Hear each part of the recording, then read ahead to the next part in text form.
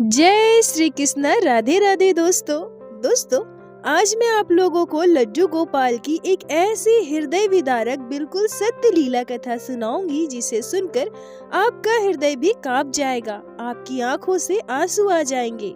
दोस्तों, लड्डू गोपाल के साथ जो यह घटना घटी है वो कोई भी सामान्य इंसान भले ही वो ठाकुर जी की सेवा ना करता हो फिर भी भगवान के साथ ऐसा नहीं कर सकता है।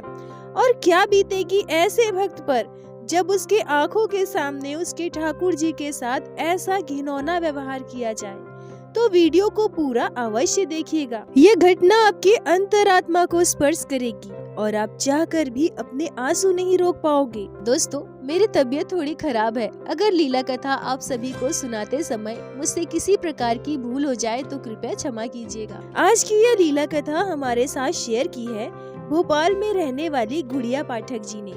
गुड़िया जी हमसे कहती हैं कि मैं अपने पति और बच्चों के साथ भोपाल में किराए के कमरे में रहती हूँ क्योंकि मेरे पति वहाँ एक प्राइवेट कंपनी में जॉब करते हैं। मेरे सासू माँ, ससुर जी और परिवार के बाकी लोग हमारे गांव में रहते हैं। मैं लड्डू गोपाल की सेवा वर्षों से कर रही हूँ। मेरे घर लड्डू गोपाल और राधा रानी दोनों विराजित है। दोनों की सेवा मैं बड़े ही प्रेम से करती हूँ।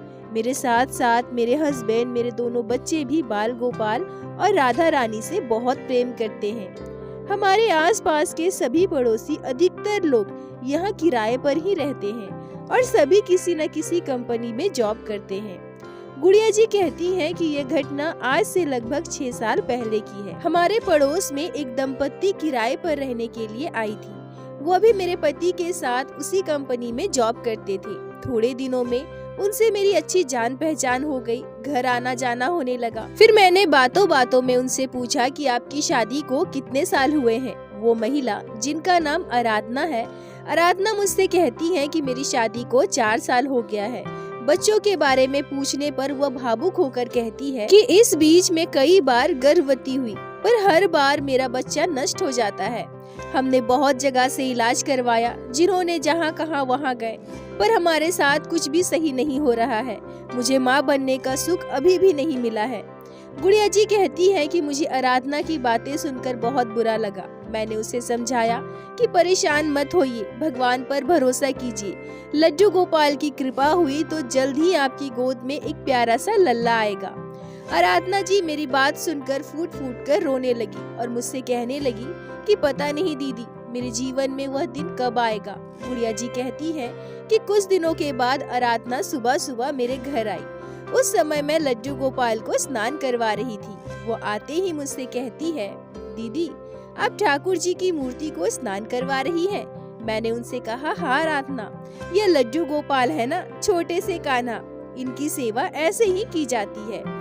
उसके बाद मैं लड्डू गोपाल की सेवा की संपूर्ण विधि उसे बताई, जिसे सुनकर आराधना कहने लगी कि अरे वाह दीदी, इनकी सेवा तो बिल्कुल एक बच्चे की जैसे की जाती है। दीदी आपके लड्डू गोपाल तो बहुत ही प्यारे हैं, देखिए ना कितना सुंदर सा श्रीमुख है। यह कहकर आराधना मेरे लड्डू गोपाल से लाड लड़ाने लगी। गुड़िया जी कहती है कि लड्डू गोपाल के लिए उसके मन में इतना प्रेम भाव देखकर अचानक से मेरे मन में एक विचार आया। मैंने बिना कुछ सोचे समझे आराधना से कहा कि आराधना, मेरी एक बात मानोगी? लड्डू गोपाल परम दयालु हैं, सबकी मनोकामना पूर्ण करते हैं। अगर तुमसे हो सके तो तुम भी एक छोटे से लड्डू गोपाल को अपने घर लेकर आओ ना और पुत्र की तरह उनकी सेवा करो। देखना, अगर ठाकुर जी चाहेंगे तो जल्द ही तुम्हारी गोद भर जाएगी। गुड़िया जी कहती है कि आराधना मेरी बात सुनकर थोड़ी देर चुप हो गई। फिर थोड़ा सोचकर कहती है कि ठीक है दीदी, मैं अपने हस्बैंड से और सासू माँ से इस बारे में बात करूंगी। अगर उन्होंने कहा तो मैं भी एक लड्डू गोपाल लेकर आऊंगी। और सच कहूँ तो मुझे भी लड्डू गोपाल बहुत ही प्यारे लगते हैं। मैं जब भी आपके घर आती हूँ और लड्डू गोपाल को देखती हूँ ना, तो मुझे भी ऐसा लगता है कि मैं गोद में लेकर बस इनके साथ खेलती रहूं, इन्हें लाड लड़ाती रहूं। यह कहकर आराधना अपने घर चली जाती है। अगले दिन आराधना मेरे घर फिर से आती है और मुझसे कहती है कि दीदी, मैंने अपने हस्बैंड से बात कर ली है। उन्हें तो मेरे लड्डू गोपाल की सेवा करने से कोई एतराज नहीं है, पर मेरी सासू माँ कह रही थी कि लड्डू गोपाल अगर कोई गिफ्ट स्वरूप दे तभी हमें उनकी सेवा करनी चाहिए। क्या आप मुझे लड्डू गोपाल गिफ्ट स्वरूप देंगी? मैं उनकी सेवा बड़े ही प्रेम से करूँगी। गुड़िया जी कहती है कि यह सुनकर मैं बहुत खुश हो गई। मैंने आराधना से कहा कि नहीं आराधना, ऐसी कोई बात नहीं है, पर फिर भी अगर तुम्हारी सासू माँ ऐसा कह रही है और तुम्हारी यही इच्छा है तो मैं तुम्हें एक लड्डू गोपाल ला कर दूंगी। पहले तुम अच्छे से सोच विचार लो, तुम ठीक से इनकी सेवा कर तो पाओगी ना? आराधना मुस्कुराते हुए कहती है कि हाँ दीदी, आप परेशान मत होइए, मैं बड़े ही प्रेम से लड्डू गोपाल की सेवा करूंगी। पर दीदी, मुझे ना थोड़ा बड़ा लड्डू गोपाल ला कर देना। आपके घर जितने बड़े लड्डू गोपाल है ना, मुझे उनसे भी बड़े लड्डू गोपाल चाहिए। बड़े लड्डू गोपाल बड़े ही प्यारे लगते हैं। गुड़िया जी कहती हैं कि अगले ही दिन मैं बाजार गई। मेरे घर में 3 नंबर के लड्डू गोपाल हैं और मैं आराधना के लिए 5 नंबर के लड्डू गोपाल खरीदी और साथ ही साथ मैंने लड्डू गोपाल की पोशाक, उनकी ज्वेलरी, उनका बेड, झूला और जरूरत की सारी चीजें खरीद ली। जब मैं बाल गोपाल को लेकर आराधना की गोद में दी थी तो आराधना बहुत खुश हो गई और मुझसे कहने लगी कि थैंक यू दीदी, आपने मुझे इतना प्यारा सा गिफ्ट दिया। अब मैं इनकी सेवा अपने प्राणों से भी बढ़कर करूंगी। दीदी, आप इनका एक प्यारा सा नाम भी रख दो ना। फिर हम दोनों ने सोच विचार कर उनका नाम कान्हू रखा और उसी दिन से आराधना बड़े ही प्रेम से कान्हू की सेवा करने लगी। उसका घर मेरे घर से थोड़ी दूर पर था। प्रतिदिन तो मैं उसके घर नहीं जा पाती थी, पर हाँ, कभी कभी जब भी मैं उसके घर जाती थी और यह देखती थी कि आराधना और उसके पति बड़े ही प्रेम से लड्डू गोपाल की सेवा करते हैं तो मुझे बहुत खुशी होती थी। धीरे धीरे समय बीतता रहा, 7 महीने बीत गए। अभी भी आराधना गर्भवती नहीं हुई थी। एक दिन आराधना मेरे घर आती है और बड़े ही उदास होकर मुझसे कहती है कि दीदी, आपने तो कहा था लड्डू गोपाल की सेवा करने से मेरी गोद भर जाएगी, पर ये क्या दीदी, 7 महीने बीत गए, अभी तक मैं गर्भवती नहीं हुई। पहले तो कम से कम मैं गर्भवती होती थी, भले ही मेरा बच्चा नष्ट हो जाता था, पर जब से लड्डू गोपाल आए हैं तब से तो मैं गर्भवती भी नहीं हुई हूँ। ऐसा क्यों दीदी? कहीं ऐसा तो नहीं कि लड्डू गोपाल की सेवा की वजह से ही मैं गर्भवती नहीं हो पा रही हूँ? गुड़िया जी कहती है कि अचानक से आराधना के मन में यह परिवर्तन देखकर मुझे बहुत बुरा लगा। मैं सोचने लगी कि आराधना ये सब क्या कह रही है। मैंने उसे समझाया, उससे कहा कि ऐसा बिल्कुल नहीं है आराधना, और तुम्हारे मन में यह बात आया ही कैसे? लड्डू गोपाल दीन बंधु है, करुणा निधि है, उनके बारे में ऐसा सोचना भी पाप है। देखो, हमारे साथ जो भी होता है ना, वो हमारे कर्मों का फल होता है। तुम बस भगवान पर भरोसा करो और निस्वार्थ भाव से लड्डू गोपाल की सेवा करो, देखना सब कुछ ठीक हो जाएगा। गुड़िया जी कहती है कि अब आराधना लड्डू गोपाल की सेवा उस तरह से शायद नहीं किया करती थी जैसे वो पहले किया करती थी, क्योंकि पहले वो हमेशा लड्डू गोपाल के बारे में बात किया करती थी, और क्योंकि मेरे छोटे छोटे बच्चे हैं इस वजह से मैं हमेशा उसके घर नहीं जा पाती थी, पर वो अपने कान्हू को लेकर मेरे घर आया करती थी। पर अब वह कई दिनों से हमारे घर भी नहीं आई थी। मैंने उसे कई बार कॉल भी किया, लड्डू गोपाल के बारे में जानना भी चाहा, पर वो हमेशा टाल दिया करती थी। फिर एक दिन हुआ यूं कि मैं आराधना से कॉल पर लड्डू गोपाल के बारे में पूछ ली। मैंने उससे कहा कि क्या बात है आराधना, तुम कान्हू को लेकर बहुत दिनों से हमारे घर नहीं आई हो और मुझे भी समय नहीं मिल रहा जो मैं जाकर उनके दर्शन कराऊं।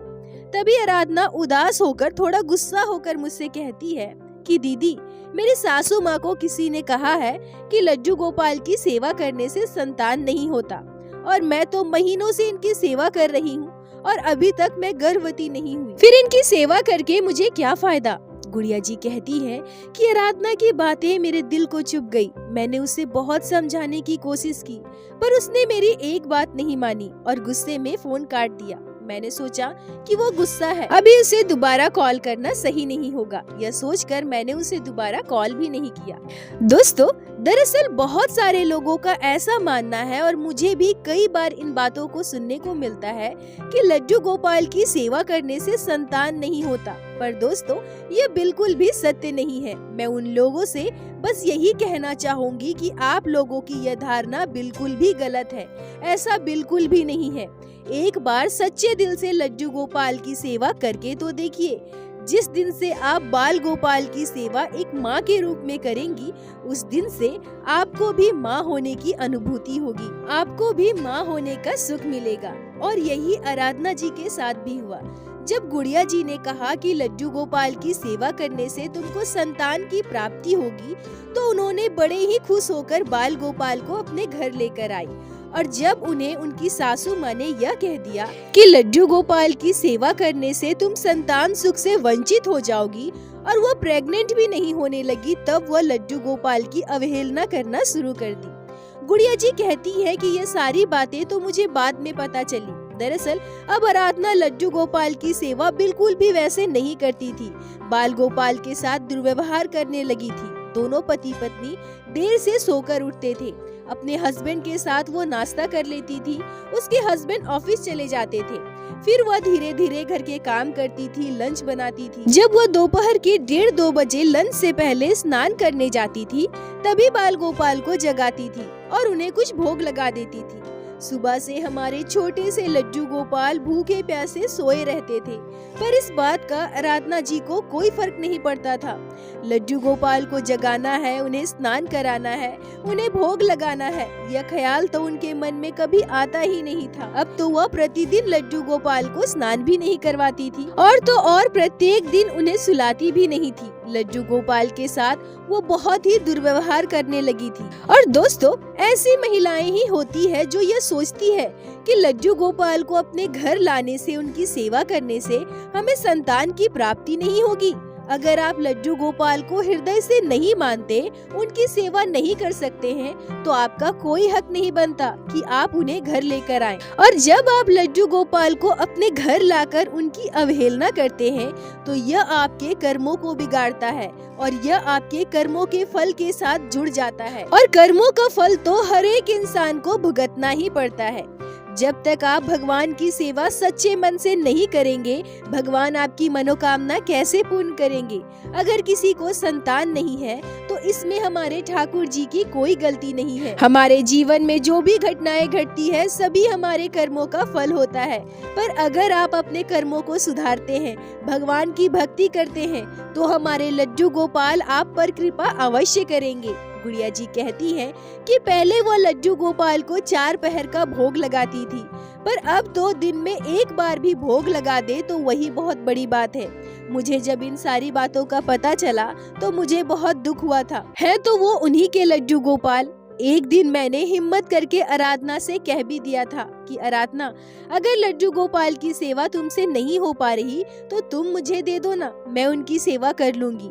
मेरा ऐसा कहने पर आराधना गुस्सा हो गई और मुझसे कहने लगी कि आप मुझे लड्डू गोपाल लाकर दिए हैं, इसका मतलब ये नहीं है कि आप इन्हें वापस मांग लें। अगर आपको चाहिए तो बताओ कितने पैसे लगे थे, मैं आपको पैसे दे देती हूँ। मैं इतनी भी नास्तिक नहीं हूँ कि घर के भगवान को वापस दे दूँ। गुड़िया जी कहती हैं कि आराधना की ये बातें मुझे बहुत बुरी लगी थी। मैं बिल्कुल चुप हो गई और बिना कुछ कहे उसके घर से वापस आ गई। मेरे हस्बैंड ने मुझे बताया कि आराधना के हस्बैंड ने 1 हफ्ता की छुट्टी ली है, वो लोग कहीं बाहर घूमने जाने वाले हैं। मैंने सोचा कि अगर वो बाहर घूमने जाएंगे तो उनके लड्डू गोपाल का क्या होगा, वो तो अपने साथ अपने कान्हू को लेकर जाएंगे नहीं। यह सोचकर मैं तुरंत आराधना को कॉल की और इस बारे में बात की। आराधना मुझसे कहती है कि दीदी, हम लोग बाहर घूमने जा रहे हैं, लड्डू गोपाल को वहाँ ले जाकर क्या करेंगे। मैं उनके आगे ड्राई फ्रूट्स रख दूंगी और कान्हू को घर पर ही छोड़कर जाऊंगी। गुड़िया जी कहती हैं कि मुझे बहुत दुख हुआ। 1 सप्ताह के लिए वो लोग बाहर जा रहे हैं और लड्डू गोपाल के आगे बस ड्राई फ्रूट्स रखकर। इतने दिनों तक उन्हें कौन सुलाएगा, कौन जगाएगा, उन्हें स्नान कौन करवाएगा। ये सारी बातें सोचकर मुझे बहुत बुरा लगने लगा। उसी दिन शाम को मैं आराधना के घर चली गई और उससे कहा कि देखो आराधना, तुम लोग 1 सप्ताह के लिए बाहर जा रही हो ना, तो एक काम करो, तब तक तुम अपने लड्डू गोपाल की सेवा मुझे दे दो और परेशान मत हो। मैं हमेशा के लिए कान्हू को अपने घर नहीं लेकर जा रही हूँ। जब तुम वापस आ जाओगी तो अपने कान्हू को हमारे घर से लेकर आना, मुझे कोई दिक्कत नहीं है। आराधना ने बहुत सोच समझकर मुझसे कहा कि ठीक है दीदी, आप कान्हू को लेकर जाओ। फिर मैं कान्हू को उसके घर से लेकर आई और उनकी सेवा बड़े ही प्रेम से अपने घर में करने लगी। मेरे घर में तो पहले से ही लड्डू गोपाल और राधा रानी है। ये बड़े वाले लड्डू गोपाल को पाकर वो दोनों भी बड़े खुश हो गए। मेरे बच्चे, मेरे हस्बैंड सभी लड्डू गोपाल से बहुत प्रेम करने लगे। यह एक सप्ताह कैसे बीत गया हमें पता भी नहीं चला। एक सप्ताह के बाद रात में जिस दिन आराधना घर वापस आई, उसी दिन मुझे कॉल करती है और मुझसे कहती है, दीदी मैं घर आ गई हूँ, कल जाकर कान्हू को आपके घर से लेकर आऊंगी।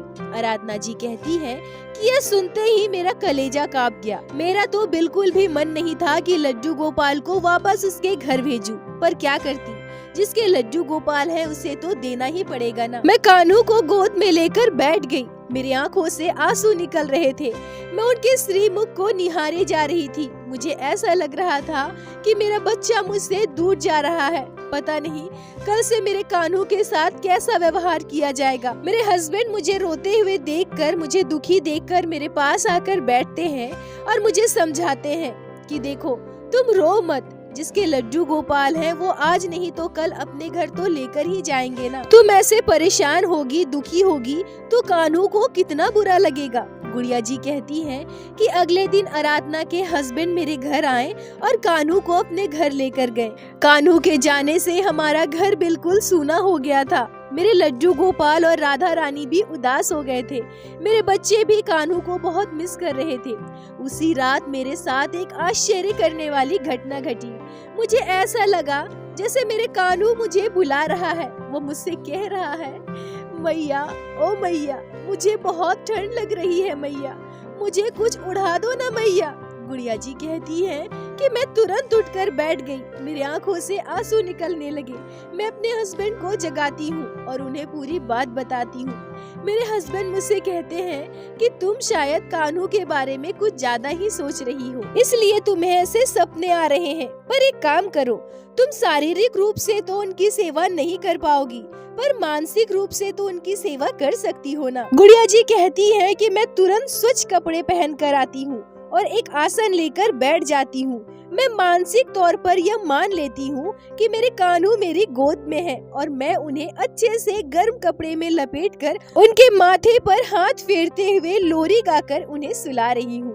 तभी एक चमत्कार होता है। मुझे ऐसा महसूस होता है कि मेरा कान्हू मुस्कुराते हुए गहरी नींद में सो रहा है। सुबह होते ही मैंने आराधना को कॉल किया और उससे पूछा कि आराधना, तुमने कान्हू को कल रात सुलाया था ना? ठंड भी काफी बढ़ गई है, उन्हें अच्छे से उड़ाया था ना? तभी आराधना जो बताती है उसे सुनकर मेरे रोंगटे खड़े हो जाते हैं। आराधना कहती है कि अरे दीदी, मेरे हस्बैंड तो आपके घर से बस लड्डू गोपाल को लेकर आए हैं। उनका बेड, उनका बिस्तर तो आपके घर पे ही रह गया। अब हम उन्हें क्या उड़ाते? मैंने तो उन्हें सिंहासन पर ऐसे ही सुला दिया था। गुड़िया जी कहती है कि तभी मेरा ध्यान जाता है कि अरे हाँ, लड्डू गोपाल का बेड और उनका सारा सामान तो हमारे घर पे ही है। मतलब सच में लड्डू गोपाल कल पूरी रात सो नहीं पाए, ठंड से ठिठुर रहे थे। यह बात मेरे दिमाग में आते ही मेरी आंखों से आंसू आ जाते हैं। मैं कॉल काट देती हूँ। मैं तुरंत अपने हस्बैंड से कहती हूँ कि आप अभी जाकर सारा सामान आराधना के घर देकर आओ, नहीं तो वह आज भी लड्डू गोपाल को वैसे ही सुला देगी। मेरे हस्बैंड लड्डू गोपाल का पूरा सामान लेकर आराधना के घर दे आते हैं। कुछ दिनों के बाद मेरा मन बहुत व्याकुल हो रहा था। मुझे कान्हू की बहुत याद आ रही थी। अब तो आराधना भी अपने कान्हू को लेकर हमारे घर नहीं आती थी। मैंने सोचा कि क्यों ना आज मैं कान्हू के लिए हलवा बनाकर लेकर जाऊं, कान्हू को भोग भी लगा दूंगी और उनके दर्शन भी कर लूंगी। यह सोचकर मैंने अपना पूरा काम जल्दी जल्दी समेट लिया और कान्हू के लिए हलवा बनाकर आराधना के घर गई। पर जब मैं उसके घर पहुंची तो देखती हूँ कि कान्हू तो उसके घर पे है ही नहीं। मैं कान्हू के बारे में आराधना से पूछती हूँ तो आराधना कहती है कि दीदी, मुझसे उनकी सेवा नहीं हो पा रही थी। और देखो ना दीदी, मेरे हस्बैंड ने तो कुत्ता भी पाला है, इसके पीछे मुझे दिन भर बहुत समय लग जाता है। इसलिए मैं लड्डू गोपाल को अपने सासू माँ के पास भेज दिया है। अब वो ही उनकी सेवा करेंगी। मैं आश्चर्य होकर आराधना से पूछती हूँ कि तुम्हारी सासू माँ को लड्डू गोपाल की सेवा के बारे में संपूर्ण विधि पता तो है ना, वो ठीक से कर तो लेंगी। आराधना मुझसे थोड़ा गुस्सा होकर कहती है कि आपको क्या लगता है दीदी, लड्डू गोपाल की सेवा बस आपको ही पता है? उनकी इतनी उम्र हो गई है, क्या उन्हें सेवा के बारे में पता नहीं होगा? गुड़िया जी कहती है कि मैं अब और कुछ भी नहीं कहती। मैं देखती हूँ कि आराधना बड़े ही प्यार से उस कुत्ते के साथ खेल रही है, उस डॉगी से इतना प्यार कर रही है जितना प्यार तो आराधना ने कभी कान्हू से भी नहीं किया था। मैं बिना कुछ कहे वो हलवा आराधना को दे देती हूँ और घर वापस आ जाती हूँ। पर कहीं न कहीं मेरा मन कान्हू के लिए बहुत तड़प रहा था। मैं सोचने लगी कि आराधना ने कहा कि उसकी सासू माँ ने तो कहा है कि लड्डू गोपाल की सेवा करने से संतान नहीं होगी, और वही सासू माँ लड्डू गोपाल की सेवा कर रही है। ये कैसे हो सकता है? पर मैं भी क्या करती, बार बार इस बारे में सवाल करके मैं आराधना को और कितना परेशान करती। मैं भी इस बात को जाने देती हूँ। गुड़िया जी कहती है कि अब मैं आराधना के घर जाना आना बहुत कम कर दी थी। उसके घर जाने से मुझे कानू की कमी खलती थी।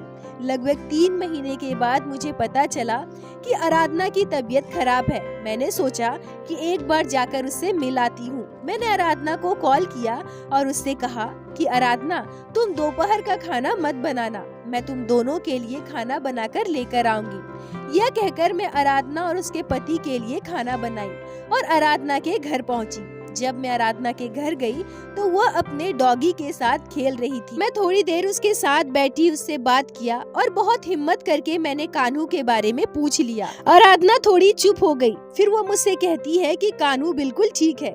तभी उसका डॉगी अचानक से भागते हुए छत की ओर दौड़ता है। आराधना उसे रोकने की कोशिश करती है पर वो डॉगी रुकता ही नहीं।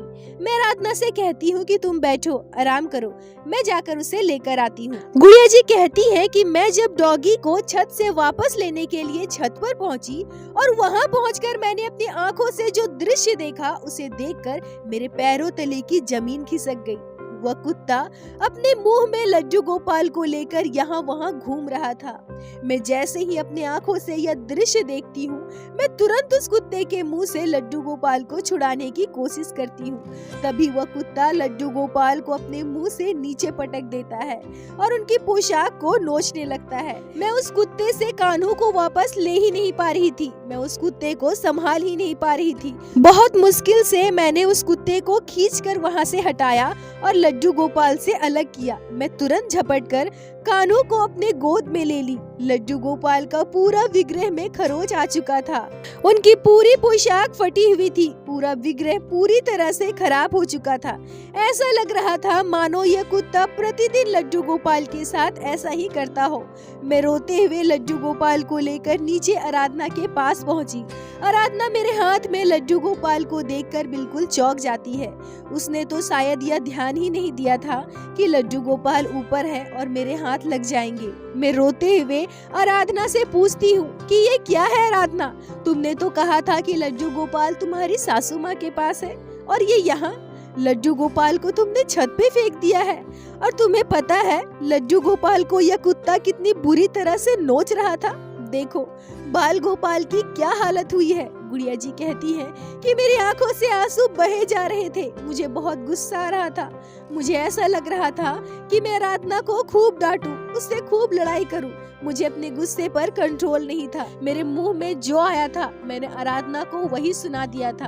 आराधना चुपचाप मेरी बात सुनती रही। शायद उसके पास बोलने के लिए कुछ था ही नहीं। उसने तो यह भी नहीं सोचा होगा कि मेरे सामने इस तरह से लड्डू गोपाल आ जाएंगे। मुझे बाल गोपाल की यह दशा देखी नहीं गई। मैं आराधना से बिना डरे उससे बोली कि अब चाहे जो भी हो मैं लड्डू गोपाल को अपने साथ लेकर ही जाऊंगी। ये सब करते हुए तुमने जरा भी नहीं सोचा? क्या तुम्हें पाप पुण्य का ज्ञान नहीं था? आज तुम्हारे कुत्ते ने लड्डू गोपाल के साथ जो किया है ये तो प्रतिदिन करता होगा, तभी बाल गोपाल का पूरा विग्रह इस तरह से खराब हो चुका है। और अगर तुम्हें इनकी सेवा नहीं करनी थी तो तुम मुझे दे दी थी ना, मैंने तो तुमसे मांगा भी था। तुमने बहुत बड़ा पाप किया है आराधना, और इसकी सजा तो तुम्हें भुगतनी ही पड़ेगी। आराधना चुपचाप खड़ी होकर मेरी बातें सुन रही थी। उसने मुझे एक भी जवाब नहीं दिया। मैं लड्डू गोपाल को गुस्से में उसके घर से लेकर अपने घर आ गई। मेरे हस्बैंड और मेरे बच्चों ने जब बाल गोपाल की यह हालत देखी तो उन्हें भी बड़ा दुख हुआ। मैं लड्डू गोपाल को स्नान करवाई, उनके पूरे शरीर में चंदन का लेप लगाकर उन्हें पंखे के नीचे बिठाया। लड्डू गोपाल की इस दशा को देखकर मेरे आंसू नहीं रुक रहे थे। मेरे हस्बैंड ने मुझे बहुत समझाया। उन्होंने मुझसे कहा कि जो होना था वो हो चुका है, उसे हम बदल नहीं सकते। पर लड्डू गोपाल का चमत्कार देखो, उनकी लीला देखो। आज अगर तुम डॉगी के पीछे छत पर नहीं जाती तो तुम्हें यह कैसे मिलते। सब लड्डू गोपाल की ही लीला है। गुड़िया जी कहती है कि मेरे कान्हू का पूरा विग्रह खराब हो चुका था, पर मैं अपने कान्हू को खंडित नहीं मानती। मैं इसी दशा में इनकी सेवा आज भी कर रही हूँ। आज भी कान्हू मेरे घर विराजित है और मैं अपने कान्हू से उतना ही प्रेम करती हूँ जितना कि मैं अपने राधा रानी और लड्डू गोपाल से करती हूँ। गुड़िया जी, आपका बहुत बहुत धन्यवाद जो आपने लड्डू गोपाल के इस मार्मिक घटना को हमारे साथ शेयर की, जिसे मैं हमारे चैनल के माध्यम से बाकी सारे भक्तों तक पहुंचा सकी। अपना साथ और प्यार ऐसे ही बनाए रखें। दोस्तों, सच में यह घटना बहुत ही मार्मिक है। इसे सुनकर मेरी रूह कांप गई, मेरी आंखों से आंसू आ गए। मैं अपने ठाकुर जी से यही प्रार्थना करूंगी कि हे मेरे लड्डू गोपाल, ऐसे लोगों को सद्बुद्धि दीजिए, भक्ति की मार्ग पर लेकर आई। और दोस्तों, मेरे साथ एक बार प्रेम से कहिए, बोलो बाके बिहारी लाल की जय, लड्डू गोपाल की जय, जय जय श्री राधे। दोस्तों, यदि आप लोगों को आज की यह लीला कथा अच्छी लगी हो, आपके हृदय को स्पर्श की हो, तो कृपया वीडियो को लाइक करके अपने दोस्तों के साथ शेयर अवश्य करें, जिससे बाकी भक्त भी लड्डू गोपाल की इस अद्भुत लीला कथा को श्रवण कर सके। और हमारे चैनल को सब्सक्राइब करें, जिससे प्रतिदिन आप लोग हमारे चैनल पे श्री बाके बिहारी श्री लड्डू गोपाल की लीला कथा सुन सके। दोस्तों, यदि आपके जीवन में घटी हो कोई भी चमत्कारी घटना या लड्डू गोपाल ने कभी भी की हो कोई भी लीला, जिसे आप हम सभी के साथ शेयर करना चाहते हैं, तो कृपया हमें इंस्टाग्राम पे मैसेज करें। हम आपसे कांटेक्ट करेंगे और आपकी उस लीला कथा को हमारे चैनल पे बाकी सारे भक्तों के साथ शेयर अवश्य करेंगे। लड्डू गोपाल की कृपा आप पर और आपके पूरे परिवार पर बनी रहे। राधे राधे दोस्तों।